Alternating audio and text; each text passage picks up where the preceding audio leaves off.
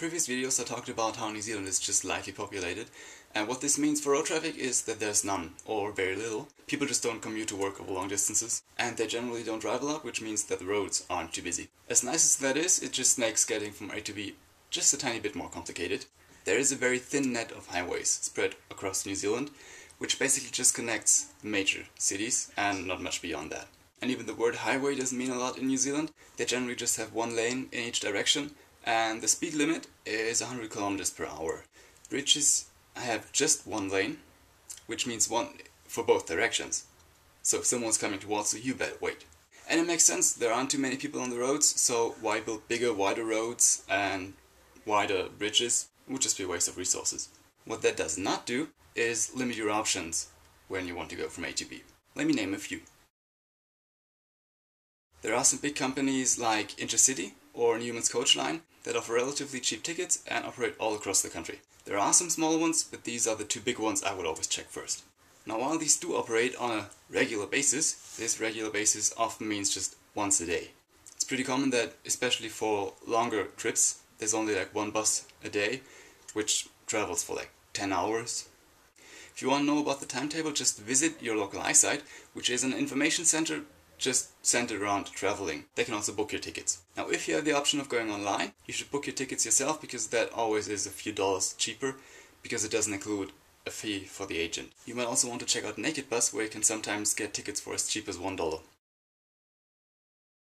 A number of companies offer pre-made trips around New Zealand. Two of the larger ones are Stray and Kiwi Experience. They often operate on a hop-on, hop-off basis, which means you get on the bus in one place, they travel along their pre-made route, and wherever you want to stay, you just stay. Say, if you really like the town you're in right now, you can just hop off and spend a few days or weeks there, and whenever the next bus comes around, you just hop on again and continue along the road they prepared for you. These companies offer a few different tickets, which are usually valid from a few weeks up to a full year. They're ideal for people who only have a few weeks to spend in New Zealand, because these guys know all the touristy places and try to get you to as many places as possible in just a short amount of time. But they also do have a few downsides. You're not as flexible, because you always just follow the tour around and can't really decide where you want to head next. You're always on that fixed itinerary they made for you. What's more is that they only travel in one direction, so they might go clockwise around the South Island, and you're always bound to follow them around that way. So there's no going back to the place I was 3 days ago.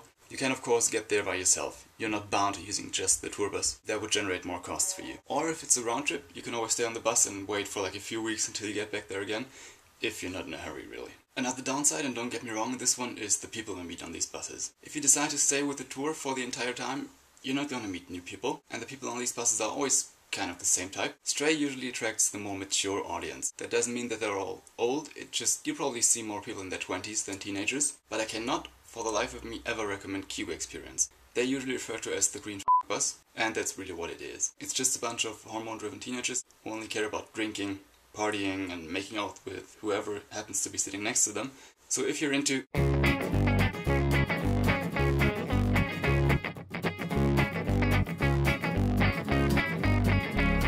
stupid is as stupid does, and Lester's done it all. We can't afford to just ignore the writing on the wall. Then the herds and perfect group, yeah, leave behind that nigga poop, and Lester is a dimwit, and I've known my share of fools. That's fine, go ahead, knock yourself out, but I just think that's not what you should come to New Zealand for. If you decide to go with Kiwi Experience, just please, for the love of Christ, leave other travelers alone who are serious about traveling New Zealand.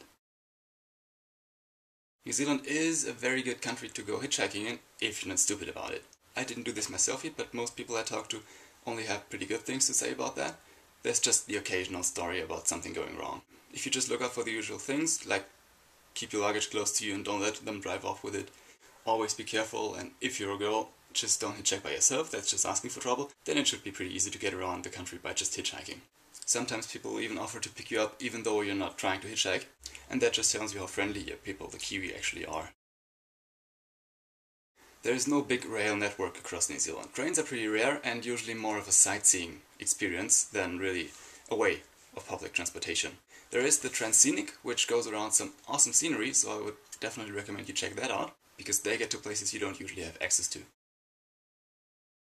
This one's a much better choice than it sounds at first. With not too much road traffic, People often use planes to get from A to B, or especially to get from the North Island to the South Island, and with things like Grab a Seat, you can get tickets for about $1. New Zealand is a country best experienced by foot and best traveled by car. Having your own car just gives you so much more flexibility and the ability to decide where you want to go, when you want to go, on your own terms. There's a large number of rental companies aimed especially at backpackers, like Wicked Campers, Juicy, Spaceships, but the usual suspects such as Hertz, Avis or Budget are available as well. If you're here from about a week up to 6 weeks, you should definitely check those out, because the flexibility you get is priceless, even though a bit pricier. Now if you're a long-term traveler and are going to be here for 2 months up to a full year, you should think about buying a car. The best places to do so are Auckland and Christchurch, but in every town there's a backpacker keen on selling his car.